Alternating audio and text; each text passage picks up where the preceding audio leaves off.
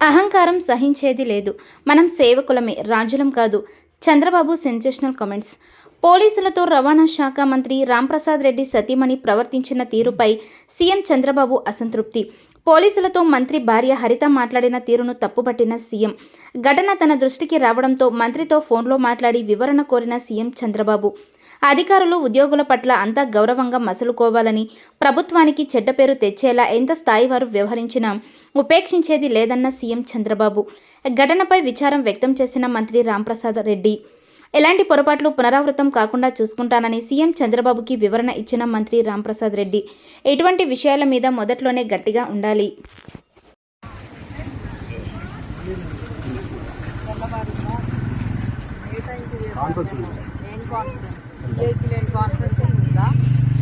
వచ్చాను అనుకున్నావా? డ్యూటీలో రావాలని చెప్పి యూనిఫామ్ కూడా లేదా మీకు?